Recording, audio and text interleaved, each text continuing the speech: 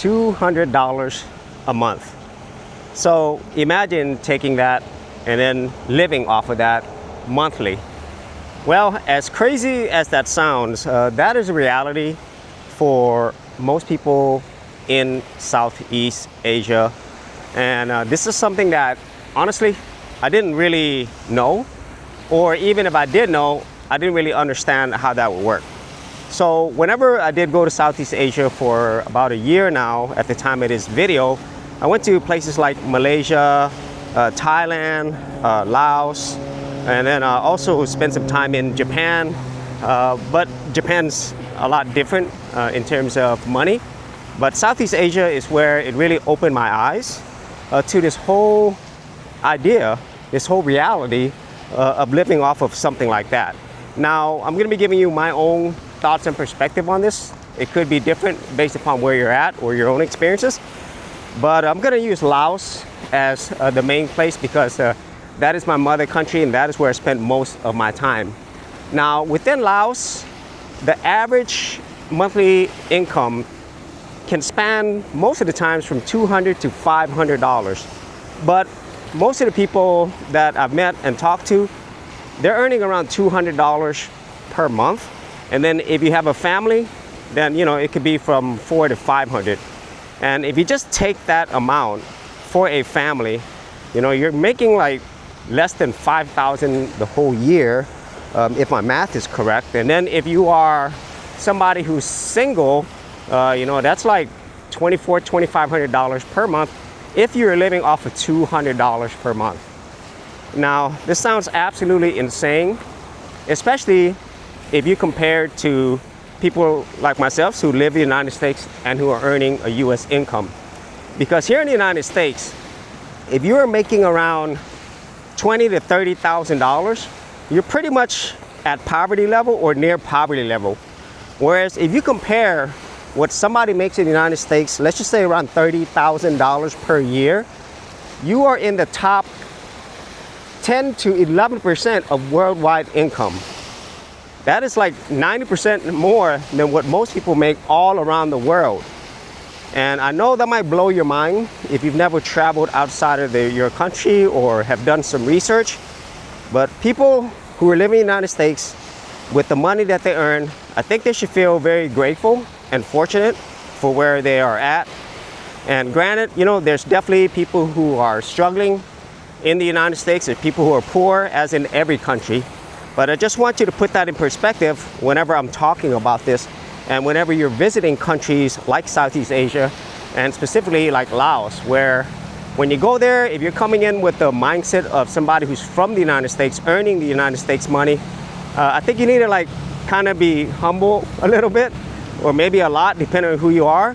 And I would say have a lot of respect for the people, the country, the cultures that you are going to, okay? So I just want to put that out there because regardless of where you go in the world, I don't think many people like arrogant people or people who think that they're better than others, okay? So I just want to put that out there in just my own personal perspective.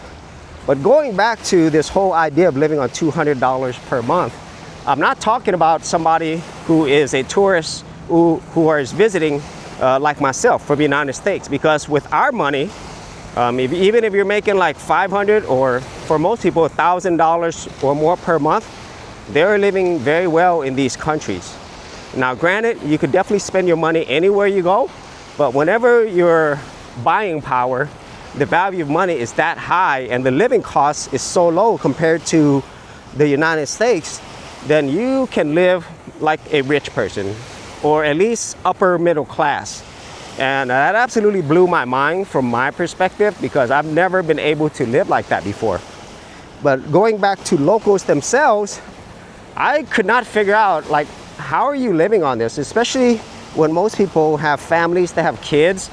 It's really hard for me to process, especially at the beginning. But as I spent more time there, and this is something that I think is the same in every country, whatever they're earning there and the cost of things, it's equivalent to what they're earning, meaning that that's normal for people to earn that and still be able to live. And whenever I saw those things, it really made me think about our lives here, specifically in the United States. and how some things that I thought were important aren't the most important things. Because even though objectively you could be earning a lot more money, that doesn't necessarily mean your quality of life and things like that are going to be exponentially better. And I'm not saying that there's not poverty, extreme poverty in these other countries, but what I'm saying is you might not have as less of a life that you would think going from the United States to another country. And one other thing is there's this whole idea of third world countries, and whenever people hear that word, they think of extreme poverty, horrible infrastructures, corrupt governments, all those things, really negative things. But what that term really means is it's talking about developing countries.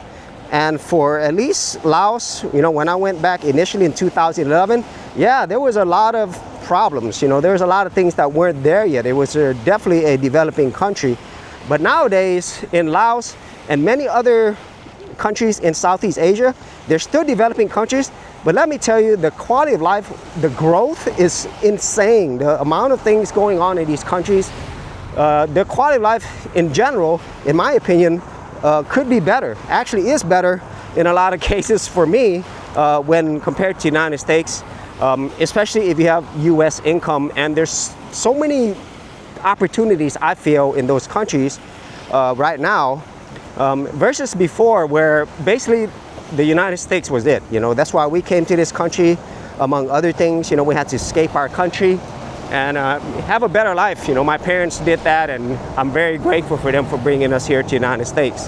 But now the other countries are catching up or ahead of the United States, and what that means is you can live a different life. And I would say if you are going to these countries and thinking about that, I would really focus on living like a local. Because if you do live like a local and you still have your US income or something saved up, then you could live an extraordinary life. And at the same time, the longer that I stay in these countries, the most important thing is for me is the more relationships that I build, the more people that I'm able to meet, and then if possible, the more people that I could help. You know, and that's what I've been doing. I've been learning how to do along with my family in Laos. It feels really great that, you know, with your income from the United States, not only can you have a really great life, but you could also provide a better life for others. And that's something that I don't think is talked about as much. And I'm not saying that, you know, if you don't do any of that, it makes it any less. But I just think it adds more to the overall experience and quality of life. And that is a wonderful thing. And then the other thing is, and you probably heard of this before, even though objectively, you know, they're making a lot less money, what I've seen in general is that their quality of life, specifically their overall happiness, is generally higher. People are just generally happier in Southeast Asia, even if they are not living, which would objectively be the best life possible, whether it's through circumstances, most of the times through financial circumstances, or just wherever they are at, they're still generally happier. And I think the biggest reason for that is not the costs, but it's really the people. The values of Southeast Asia and most Asian regions is really centered around the family.